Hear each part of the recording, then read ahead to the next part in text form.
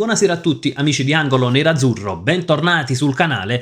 Le ultime in casa Inter tra l'infortunio di Denzel Dumfries, il totonome per la difesa che continua e questa volta spunta il nome di Mario Ghila, in realtà rispunta perché se n'era già parlato qualche settimana fa e secondo me tra quelli menzionati è uno dei nomi più fattibili dal punto di vista dell'ingaggio e andremo anche a vedere perché dal punto di vista tecnico. E poi c'è un Pio Esposito che continua a segnare, anche ieri sera è andato in gol con la nazionale, quindi bene così anche per quanto riguarda i nazionali italiani di ieri.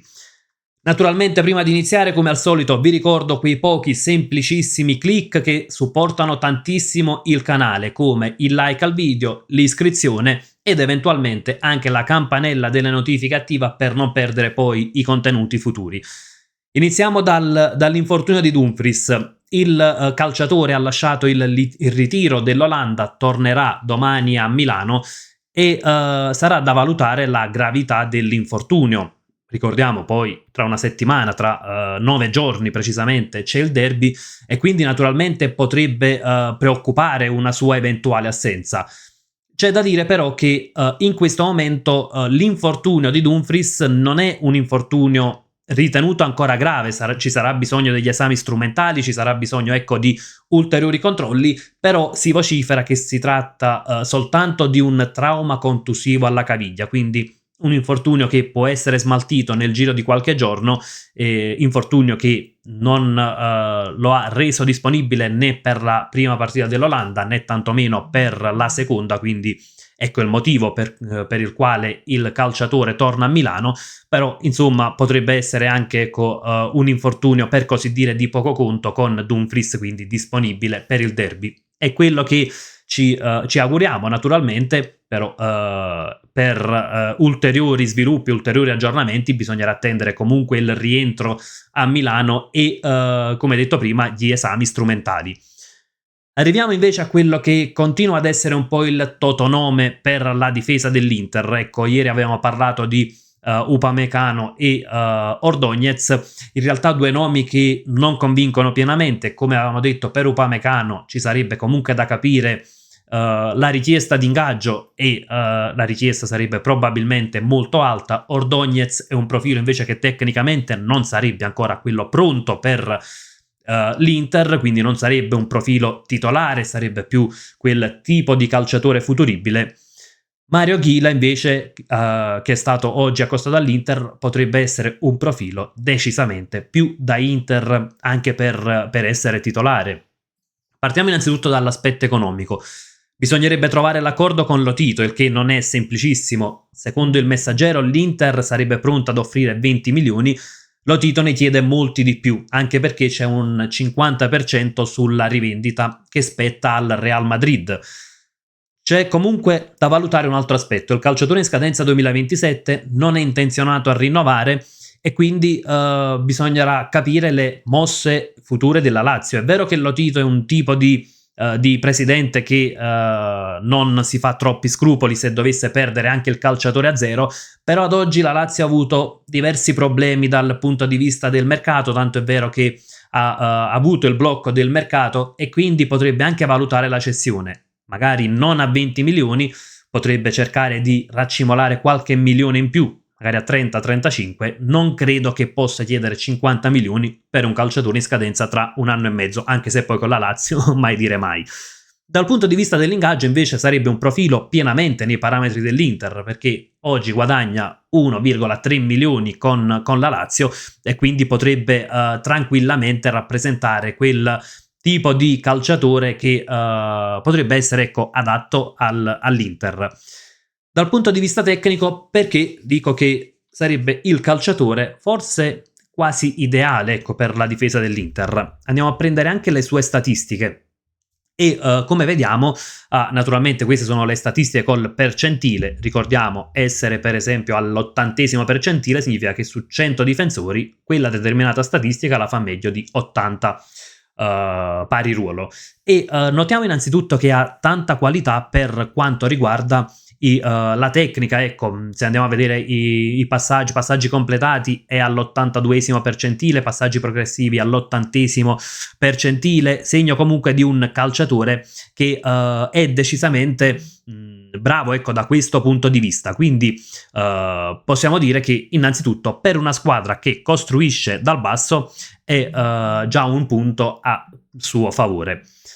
Bravo nei tackle al 69esimo percentile, negli intercetti si trova al 57esimo percentile e arriviamo quindi a quelle che sono le sue principali caratteristiche.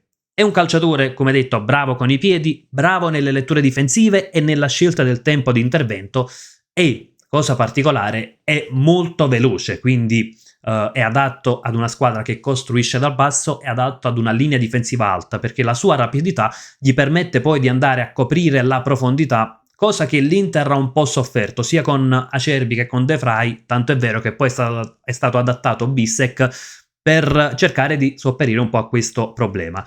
Dove perde qualcosa Ghila dal punto di vista del fisico, ecco, guardiamo per esempio i duelli aerei, è al 47esimo percentile, qui perde qualcosa anche per un'altezza, diciamo così, tra virgolette, limitata, 1,85 m, quindi non parliamo ecco, dell'altezza per esempio di Bissek o di Acerbi, e forse deve migliorare dal punto di vista ecco, proprio del contrasto fisico, però sicuramente tecnica e rapidità giocano a favore dell'Inter per il modo in cui sta giocando l'Inter.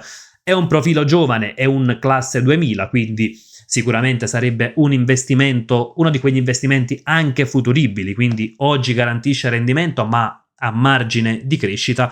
Quindi tutto ecco, porterebbe a pensare che sarebbe un profilo ideale per l'Inter. L'ostacolo, come detto prima, è rappresentato proprio dalla società della Lazio e da Lotito in primis, e da quel 50% che spetterebbe poi al Real Madrid. Come alternativa si è vociferato anche di Thiago Gabriel, in realtà è un nome che interessa a diverse squadre, è stato accostato meglio a diverse squadre, si parla comunque di una cifra intorno ai 25 milioni, prezzo che potrebbe addirittura salire, quindi tra l'altro calciatore che è al primo anno in Italia, quindi sicuramente un tipo di profilo diverso, secondo me, per quello che serve all'Inter attualmente, Ghila sarebbe uno dei profili ideali. Arriviamo anche alla questione dei nazionali. Ieri sono scesi in campo i nazionali italiani. Direi lato positivo, nessuno dei nostri ha giocato 90 minuti, quello che è stato più impiegato è stato Esposito per 25 minuti, tra l'altro Esposito che è andato anche in gol, quindi continua a confermare il suo ottimo score, continua a confermare anche le aspettative su di lui, è un calciatore dal futuro direi quasi assicurato, insomma, quindi non vorrei sbilanciarmi troppo, però ad oggi sicuramente rappresenta un ottimo profilo e sicuramente uno degli elementi più interessanti tra i giovani nella rosa nerazzurra. Pio Esposito continua a dare conferme. Gli altri impiegati sono stati Di Marco, 16 minuti, tra l'altro anche per lui un assist, l'assist che ha portato al primo gol. 8 minuti per Frattesi, 0 invece per Alessandro Bastoni. Sicuramente avranno qualche minuto in più nella partita contro la Norvegia, però insomma il lato positivo è che comunque non saranno calciatori che arriveranno con 180-150 minuti nelle gambe, ma giocheranno soltanto uno dei due impegni. Tra l'altro Frattesi potrebbe anche non giocarlo il secondo impegno perché, se non vado errato, è diffidato e quindi un'eventuale ammonizione poi lo squalificherebbe per il playoff, quindi da questo punto di vista potrebbe essere preservato. Detto questo, chiudiamo anche con Lautaro Martinez che nell'amichevole contro l'Angola non sarà risparmiato, sarà titolare, però diciamo ecco, se proprio vogliamo trovare il lato positivo è che Lautaro Martinez dovrà giocare una sola partita, tornerà presto a Milano, martedì sarà già da piano ad allenarsi, quindi questo è sicuramente il lato positivo della situazione nazionale. Ragazzi, fatemi sapere anche cosa ne pensate in primis sul nome di Mario Ghila, secondo me profilo ideale per l'Inter, ma come al solito discutiamone nella sezione commenti. Come sempre io vi lascio con un gran bel Forza Inter!